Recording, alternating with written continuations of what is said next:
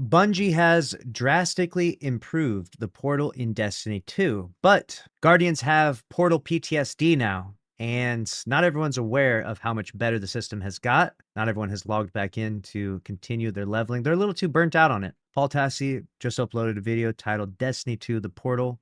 While still the portal just got better. Let's see what we're cooking up over here. This time, actually playing the game and actually testing out the new patch that went up yesterday. I didn't think I was going to bother, but I decided to take a yotai break and check it out. They did a whole lot of stuff in addition to just giving people a bunch of unstable cores. They pretty much reworked how the entire portal works in terms of power and progression and loot and all of that stuff, to the point where, I mean, it's I don't know if it's night and day compared to launch, but it's certainly way different. So it did seem worth checking out, even if it's not necessary. And I've logged in and played a bunch of activities. Definitely much more rewarding for your time now to jump in the portal. Necessarily going to get me to go head over there and grind incessantly. Someone typed in chat that they went from 515 to 550 since this launched from last night. That's a crazy fast turnaround, right? That's the hardest section to level up in, was from 500 to 550. And you did that in one day, which is crazy. So that just shows how fast it is now. I don't know how many hours that took. Let me know in the chat how many hours that took. And then secondly, someone said that I went from power level 10 to 300 in one day. Okay, you walked up to the chest and you opened the chest. Okay, we can't brag about that. A lot of this is better. I'll try not to go into just problems that the portal has as an entity, but that is certainly still part of it. They did a few different things here. One of the most major things they did was change it so all the difficulties just have a set delta. This varies depending on the activity. I'm doing GM stuff because I'm 400 whatever, and I think that's minus 25 delta. I think the highest it goes is minus 30, when previously you could get up to like minus 50 in some of the higher levels. This seemed like it was probably not going to be a good idea before this, where just getting locked at specific deltas and not being able to over level stuff is kind of contrary to the idea of getting power. That may still be true, but I was expecting this to feel worse than it does. It's just the concept of like what a negative whatever delta feels like over the years has just been like so up and down that it's a little hard to keep track of. And I was surprised when I jumped into negative 25 and I'm like, oh, this. Yeah, the sandbox balancing compared to these like negative deltas has a huge impact. You know, if we have abilities and weapons that can just like full heal you, like a heal clip SMG and crazy healing on your subclass, then, you know, the idea of a crazy power delta doesn't mean a whole lot. You just constantly brought back to full health, or if you have like crazy overshields. So it is important. There's like a feel element to these power deltas and what it's like playing in these activities with them. This is just really not bad at all. Like, I don't know if that was rebalanced around that delta figure, but like, I don't remember things feeling like this when I was doing GMs, probably at even sometimes higher deltas. So it really wasn't that big of a difficulty deal. Bosses have a good amount of health, and if you're doing matchmaking stuff, like dramatically increased void damage can like really screw you over sometimes if you're not careful. But in general, this does not really seem to be some sort of like, oh, well, now they locked us into like shitty difficulty and it just sucks to play now. That's not really an issue, at least from what I've played. I can't speak for the other difficulty levels, but this just wasn't really the bad feeling thing that I thought it might be. In terms of how power works now and like powering up your specific instance with modifiers, I mostly just ran matchmade stuff because they just put all of Reclaim in matchmaking. Yes. And I'm just like, okay, I'll mostly do that. Yeah, if you play with a team, you can definitely do really fast runs of Reclaim, save yourself a lot of time. But the matchmake is fine. Like, it's just way more chill to just load in with some random people without having to like min-max your whole fire team around it. Or alternatively, you can run Nightmare of Galran. You can really speed up the power grind if you use that. But for the most part, I think most people are just loading in Reclaim and just launching with randos and leveling up just fine. But when you go back to solo ops or whatever, it's not based on like specific numbers anymore. Like whether you get a B rank or A rank or whatever is determined pretty much solely by the up-down arrows you put into any given thing. And so at baseline with GM, you log in, and they have stuff in place like locked loadout and things that are still annoying. But all I had to do was put on like a Bane modifier, and that was A rank. Like, it doesn't increase the power of the actual thing anymore. Like you're not increasing the delta in the way those did before. It's just a much more streamlined version of it. But like part of me wonders if like, you know, if I'm putting one thing on to get to an A, like what is the point of this modifier picker system in the first place? Not that it was so relevant before this, but it just seems like this whole idea of like custom picking modifiers, and then for multiplayer ones having to fire team find for that, as opposed to matchmake. It seems like it's something they thought was going to be more fun than it is, like choosing your own challenge, when really everyone just did like the bare minimum of the easiest modifiers they could find. Yes, that is true. There's a big design misinterpretation, I think, of what the community wanted. So instead of giving us all this customizability for these activities, I think Bungie thought we would just mix and match so much different things every time we play. But in reality, we just want to optimize and just pick the modifiers that make running the activity as less stressful as possible, so we can just load in and clear it and be done with it. And now that they've changed the system and made it so you just like select one and then you get your A tier, it's definitely really goofy, but I feel like it serves a purpose in the context that the portal was really bad.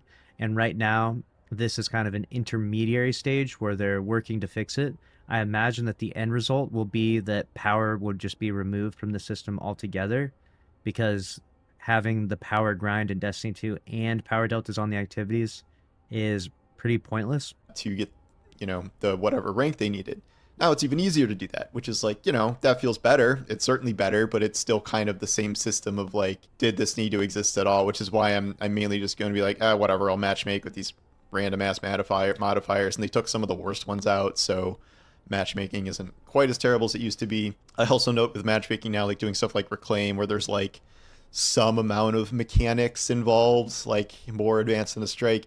The people that are still playing at this point at least know the mechanics, so you're not really just dicking around with blueberries who are resetting the shapes you have to shoot or whatever, stuff like that. It's a more competent group of teammates. That said, sometimes there's like limited revives now on some of the modifiers, so you can get screwed over by a teammate who just keeps dying repeatedly, but it didn't get to the point where that was like, you know, run killing or anything like that. In terms of how this works with loot and power progression, they did what I said to do a long time ago, which is just kind of dump loot out on everything, and also increase how much that gains your power. Between this kind of chest you get that has like plus power gear and then running a handful of portal stuff, I think I went up like 15 power levels almost, you know, in like an hour or something. Nice. One of the things that changes now is that so many more of your drops are plus power gains, like no matter what, really, and that includes all of the bonus drops for any activity. That is finally live in the game, and that is incredible. Those bonus drops,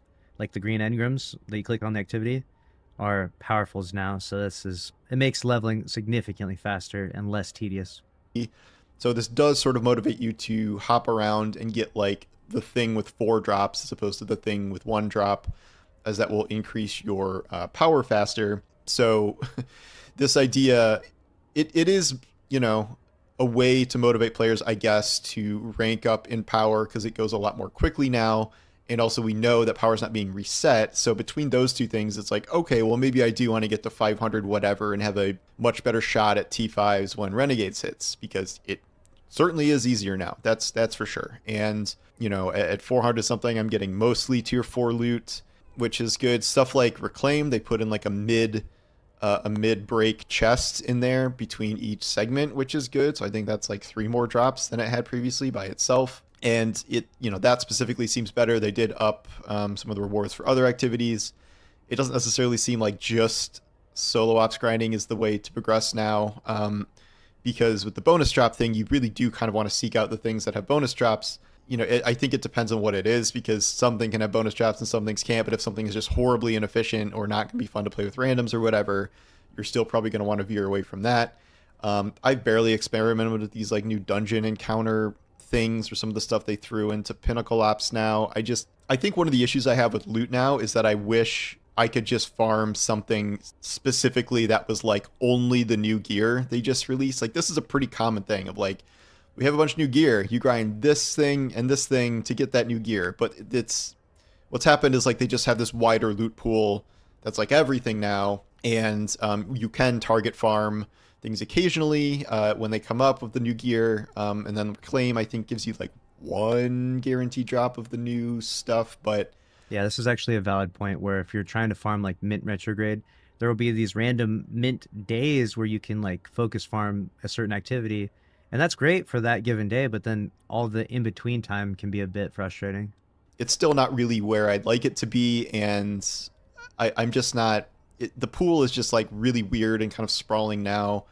And focusing to get the exact new gear I want amidst this much larger pool of stuff is not the most fun experience. Like, unless I'm really missing something about how to do this more efficiently, it seems sort of weird to me. I don't know if I'm ever gonna get the friggin' heavy crossbow. It's very funny that they introduced this entirely new weapon type, and like one of them's in the raid, and then one of them is like this rare drop from the new set of gear, and like they introduced this thing, with Edge of Fate. I haven't even used this new weapon type at all because I haven't bothered, super going on my way for it. It's just not something that normally drops, which I don't know. That strikes me as kind of funny. So, like, they did what everyone said they should do, essentially. Over time, they've really dumped in all of the loot that they needed to. They've really increased power gains, and the power gains actually mean something, given that we're not heading into a power reset.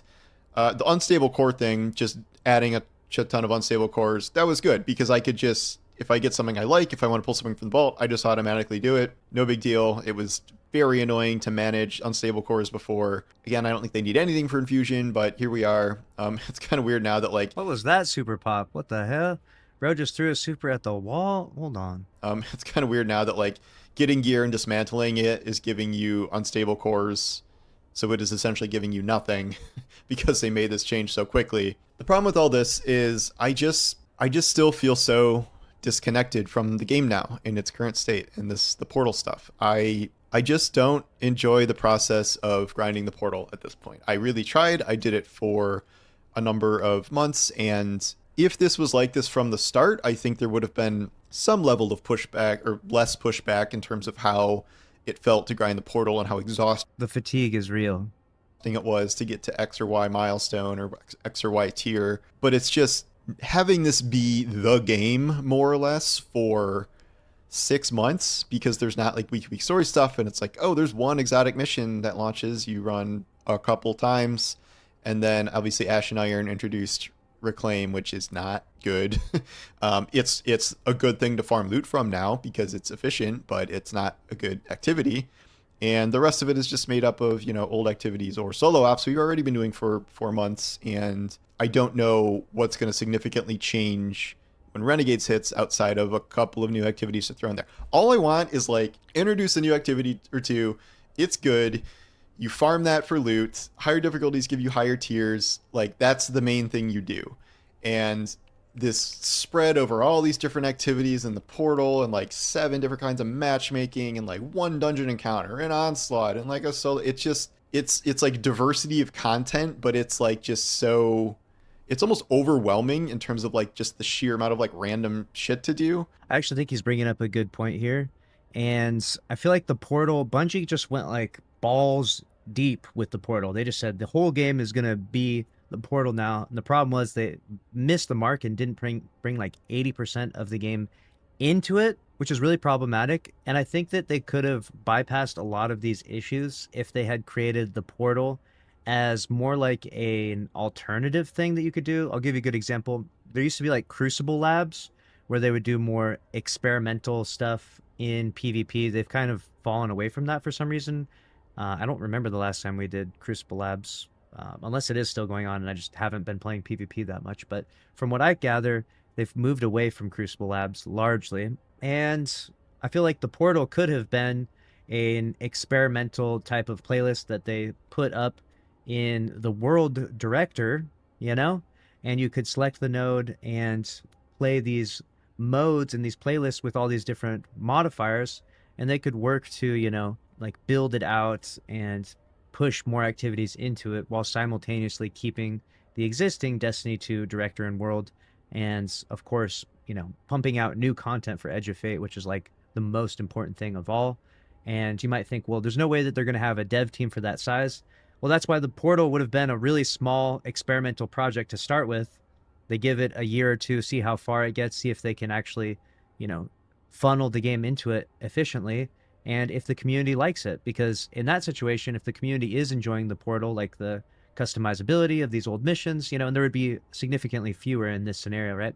But if there were fewer, then we could work to build on it because the community is behind it, versus launching this thing and just going like, we're going all in on the portal. This is it. This is the future of Destiny. There's no going back. Just ripping off the Band-Aid with it has proven to be really problematic. And a lot of people have pointed this out. Even before the portal launched in Destiny 2, people were highly skeptical of it. And now that it's launched, Bungie is constantly like reverting countless things. Like this graphic was just community made today from Llama, and it's just the entire like walk back of Edge of Fate. And all of this, these are all the things that Bungie had to walk back with the launch of the portal. This could have all been avoided if this just existed on a much smaller scale and Bungie built it up. I feel like we keep doing the same recurring pattern in Destiny 2, where Bungie gets like really convinced of what they need to do or what the community is going to be excited about. And when it misses, it costs us big time. I think the last time this happened, I mean, Lightfall could be a decent example of this, but even just Gambit in general, if you remember when Gambit was launched, Bungie was like all in on it. They're like, Gambit is the future of Destiny 2. This is going to be, change this game. It's going to compete with, Battle Royale games, which is laughable to talk about now, right?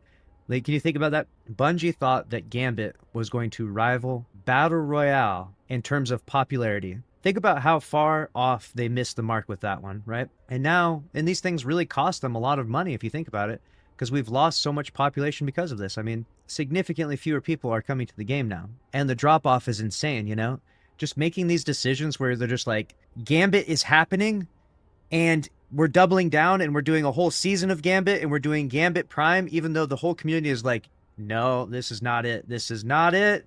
Like, Gambit is not it, Bungie. And they're just like, no, double down, triple down, more Gambit. And we're like, nope, not it. It's a really big problem. And we've kind of had a similar issue with Lightfall. We kind of had a similar issue now with Edge of Fate.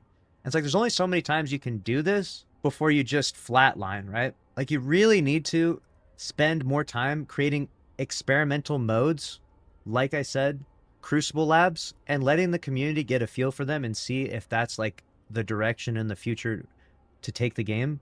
And while you're doing these experimental things, your first and primary focus is making new content and new experiences as much as possible every week, month, expansion, etc., until you find a winning formula with something else. But you can't keep doing the same pattern. You can't just keep putting in millions and millions of dollars of developmental effort into something and then watching it just fucking crash and burn, Like, Bungie put so much money into Gambit and it just flopped so bad. They put so much money into this portal and it's burned them, you know what I'm saying? Instead, given the history of Destiny 2, you have to introduce these things in a very small scale and let the community feel it out for a little bit. Let the community develop it. Let the community give you the feedback. And if they could learn this, they would stop burning so much money, I think. I really think that's the biggest lesson to learn from all of this. That I would just prefer it to be the old thing. Like, if they introduced Reclaim, it was 3 maps and it was a good activity, I would probably just grind Reclaim if I was getting a ton of specific drops from that update and those drops were good and were seeking out. I think the other problem is the motivation to get the loot now, because as long as the game is more or less the portal, this idea of grinding out, going hard for these tier 5s or whatever to just do more of the portal more or less is not terribly appealing. Like, that's always kind of how it was. But at least week to week, you were kind of getting new updates. There were kind of significant reasons to get new loot a lot of the time. Like, the longer this goes... Well, the real incentive for new loot is meant to be like end game content. Like, you're supposed to get tier 5 weapons and armor. Generally speaking, I can't speak for everyone, but generally speaking, it creates a hierarchy of powerful gear in the game so that you can do more difficult activities like the contest raids or the contest dungeons when they come out. Like, that's what it's meant to be for in the like overarching macro view of this. Obviously, you can use it for, taking these tier 5s back into the portal and farming them even more efficiently if you want. You can take them into Crucible and, clearly it gives you an advantage if you have like a perfectly rolled tier 5 hand cannon and you really like hand cannons.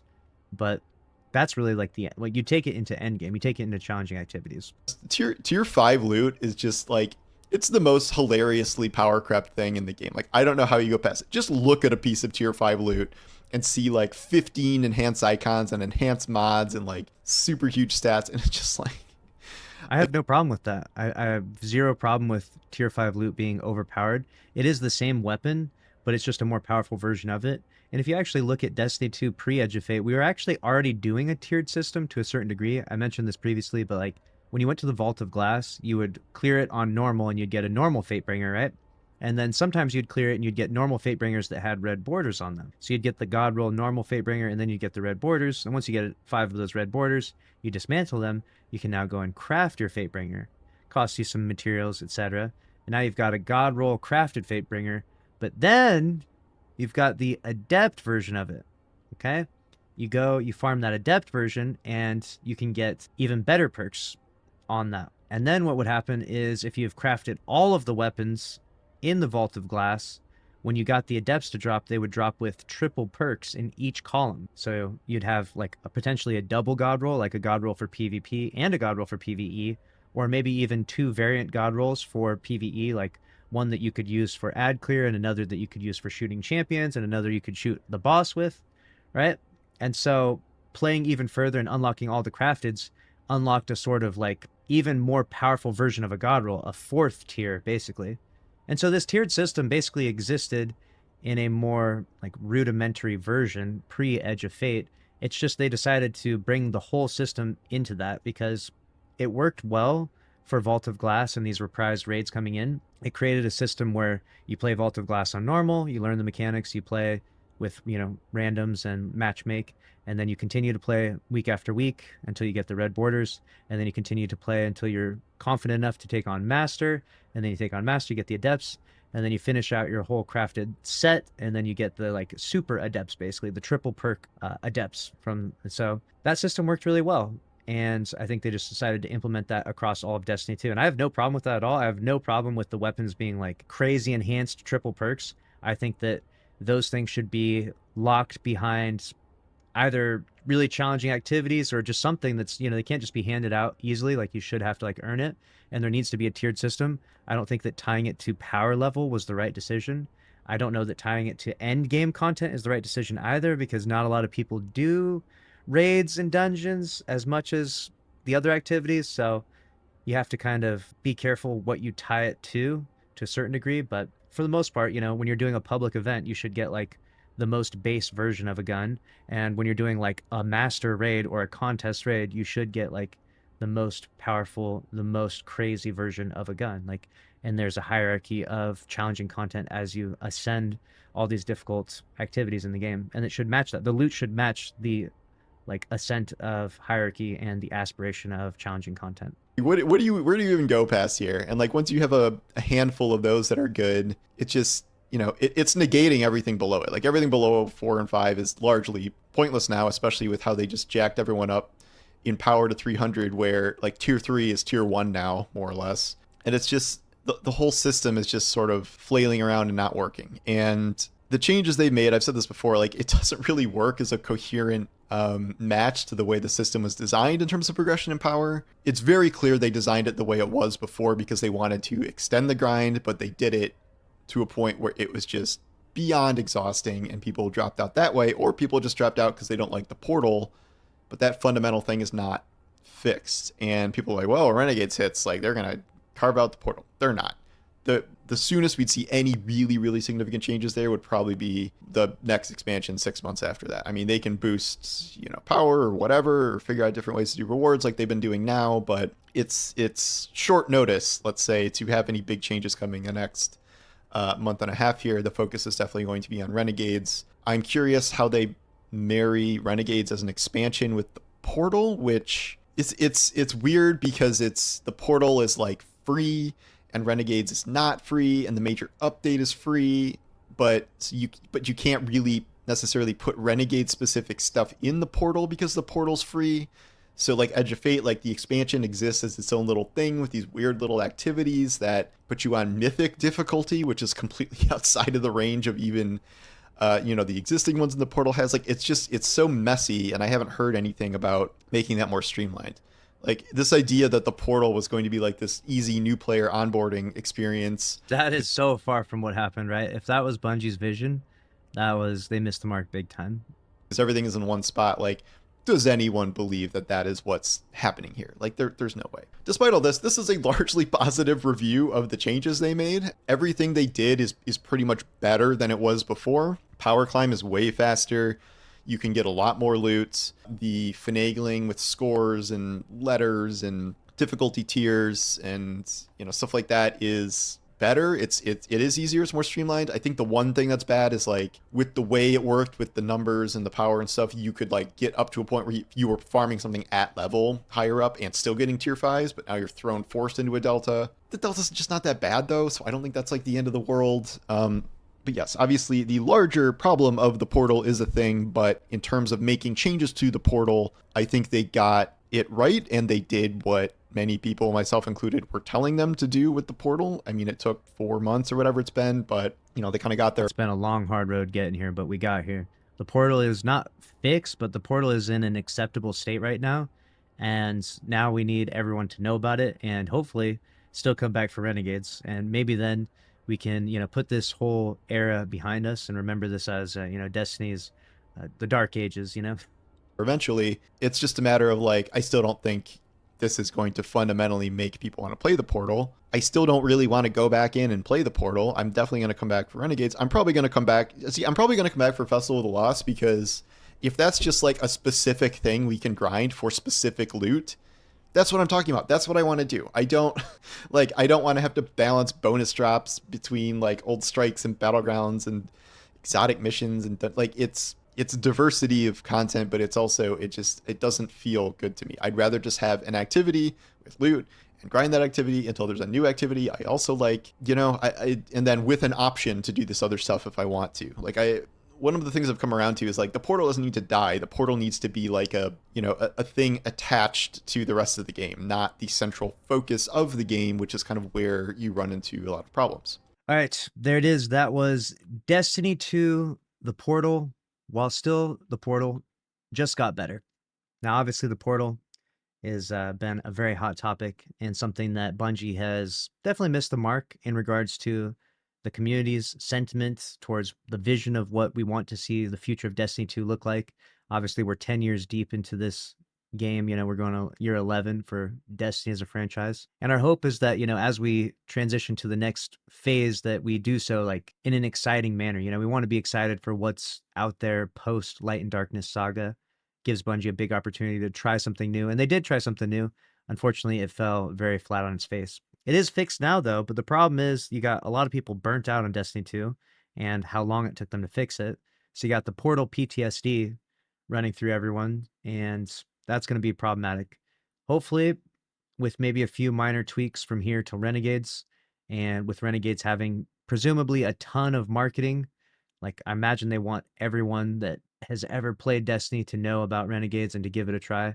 I imagine that we'll get a lot of people back, and hopefully when they log in and play, they don't feel that same level of frustration that they did with the launch of Edge of Fate, and then we can move on past it. Obviously, the history of Destiny has been a turbulent one, to say the least. We've seen highs and lows, and even though we have seen extremely low numbers during Curse of Osiris, it's important to note that we came back from that, right?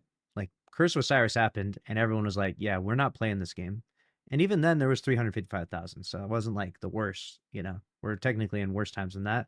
But everyone came back, The game, any game, I would say, can come back. If No Man's Sky can come back, Destiny 2 can come back. You know what I'm saying? If Cyberpunk can come back, any game can come back. And on that note, Anthem needs to come back. I'm kidding. Anthem's gone. It's unfortunate. But this game came back well after its super low point with Curse of Osiris. And Forsaken was an incredible year. Shadowkeep, Beyond Light, Witch Queen, Lightfall, The Final Shape. And now here we are with the Edge of Fate. And what we need the comeback. And Bungie, when their back's against the wall, they've delivered big, okay? So I expect very soon we're going to be killing off Cade 6 for the third time, and we're going to be back in the golden age of Destiny 2. That's my prediction. Let me know what you think down in the comment section below. That's a wrap.